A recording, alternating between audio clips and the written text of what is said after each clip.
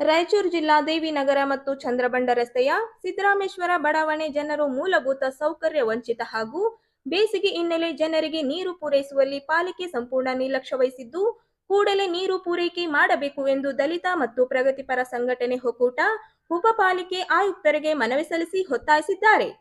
ಅನೇಕ ದಿನಗಳಿಂದ ಸಿದ್ದರಾಮೇಶ್ವರ ಬಡಾವಣೆಯಲ್ಲಿ ಅತಿ ಹೆಚ್ಚು ದಲಿತರು ಗುಡ್ಡದ ಮೇಲೆ ವಾಸ ಮಾಡುತ್ತಿದ್ದು, ಒಂದು ಹೊಪ್ಪತ್ತಿಗೂ ಊಟಕ್ಕೂ ಪರದಾಡುವ ಪರಿಸ್ಥಿತಿ ನಿರ್ಮಾಣವಾಗಿದೆ ಎಂದು ದೂರಿದರು. ಗುಡ್ಡದ ಮೇಲೆ ವಾಸ ಮಾಡುತ್ತಿರುವ ದಲಿತರಿಗೆ ಇದುವರೆಗೂ ವಿದ್ಯುತ್ ದೀಪ, ನೀರು ಸರಬರಾಜು, ದಸ್ತೆಗಳು, ಶಾಲೆಗಳು ಸಂಬಂಧಪಟ್ಟ ಮೂಲಭೂತ ಸೌಕರ್ಯ ನೀಡದೆ ಜನಪ್ರತಿನಿಧಿಗಳು ಸಂಪೂರ್ಣ ನಿರ್ಲಕ್ಷ್ಯ ವಹಿಸಿದ್ದಾರೆ ಎಂದು ಆಕ್ರೋಶ ವ್ಯಕ್ತಪಡಿಸಿದರು. ಬಡವನಿಗೆ ಜ್ವಾಲಾಂತ ಸಮಸ್ಯೆಗಳಾದ ಕುಡಿಯುವ ನೀರು, ರಸ್ತೆ, ಚರಂಡಿ, ವಿದ್ಯುತ್ ದೀಪ ಮತ್ತಿತರ ಮೂಲಭೂತ ಸೌಕರ್ಯಗಳನ್ನು ಈ ಕೂಡಲೇ ನೀಡಬೇಕು.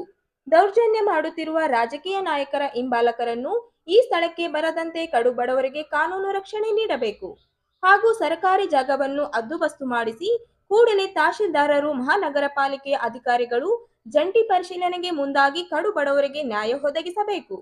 ಪಕ್ಕದಲ್ಲಿ 2 ಟ್ಯಾಂಕ್ಗಳಿದ್ದು ಆ ಟ್ಯಾಂಕ್ನಿಂದ ಪೈಪ್ ಲೈನ್ ಹಾಕಿಕೊಟ್ಟು ನೀರು ಪೂರೈಕೆ ಮಾಡಬೇಕು ಮತ್ತು ಅದೇ ರೀತಿ ತಾತ್ಕಾಲಿಕ ಬೇಸಿಗೆ ಇರುವುದರಿಂದ ಪಾಲಿಕೆಯ ಅನುದಾನದಲ್ಲಿ ಕೂಡಲೇ ನೀರಿನ ಟ್ಯಾಂಕರ್ ನೀರು ಸರಬರಾಜು ಮತ್ತು ಬೋರ್ವೆಲ್ ಕೂರಿಸಬೇಕು ಎಂದು ಒತ್ತಾಯಿಸಿದ್ದಾರೆ.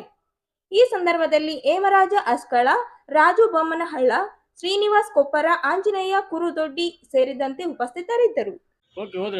ಪಾಲಿಕೆ ರಾಯಚೂರು ವಿಷಯ ದೇವಿನಗರ ಮತ್ತು ಚಂದ್ರಬಂಡ ರಸ್ತೆಯ ಮಧ್ಯದಲ್ಲಿರುವ ಸಿದ್ದರಾಮೇಶ್ವರ ಬಡಾವಣೆಯಲ್ಲಿ ಮೂಲಭೂತ ಸೌಕರ್ಯ ನೀಡದೆ ನಿರ್ಲಕ್ಷ್ಯ ವಹಿಸಿದ ಜನರಿಗೆ ಬೇಸಿಗೆ ದಿನಗಳಲ್ಲಿ ನೀರು ಪೂರೈಕೆ ಮಾಡಲು ಹಿಂದೇಟು ಹಾಕುತ್ತಿರುವ ಬಗ್ಗೆ ಈ ಮೇಲ್ಕಳಿಸಿದ ವಿಷಯಕ್ಕೆ ಸಂಬಂಧಿಸಿದಂತೆ ದಲಿತ ಮತ್ತು ಪ್ರಗತಿಪರ ಸಂಘಟನೆಗಳ ಒಕ್ಕೂಟ ಸ್ಥಳೀಯ ಜನರಿಗೆ ಜಲವಂತ ಸಮಸ್ಯೆಗಳ ಕುರಿತು ಇಂದು ಮಹಾನಗರ ಪಾಲಿಕೆ ವಿರುದ್ಧ ಹೋರಾಟ ಅನಿವಾರ್ಯವಾಗುತ್ತಿದೆ.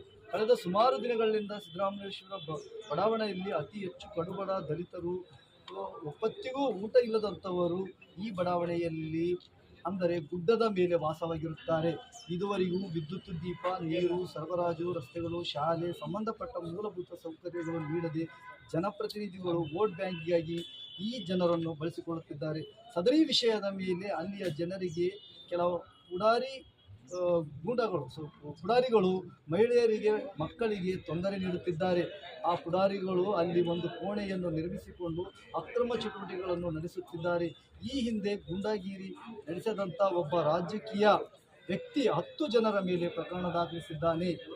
ಸರ್ಕಾರಿ ಜಮೀನು ನನ್ನ ಸೊತ್ತೆಂದು ಕೆಲ ಪುಡಾರಿಗಳ ಮೂಲಕ ಜನರ ಮೇಲೆ ದೌರ್ಜನ್ಯ ಮಾಡುವುದಲ್ಲದೆ ಯಾವ ಕಾನೂನನ್ನು ನನ್ನ ಮೇಲೆ ಏನೋ ಮಾಡಲ್ಲ ಎಂದು ಬೆದರಿಕೆ ಹಾಕುತ್ತಿದ್ದಾರೆ. ಹಾಗೆಯೇ ಸುಳ್ಳು ಪ್ರಕರಣಗಳು ಕೂಡ ಅವ್ರ ಮೇಲೆ ಹಾಕಿದ್ದಾರೆ. ಆಮೇಲೆ ಡಿಮ್ಯಾಂಡ್ಸ್ಗಳಂತಂತೂ ನಾನು ಹೇಳ್ಬಿಡ್ತೀನಿ ಸರ್, ಅಲ್ಲಿ ಆ ಸೈಡಿಗೆ ಈ ಸೈಡಿಗೆ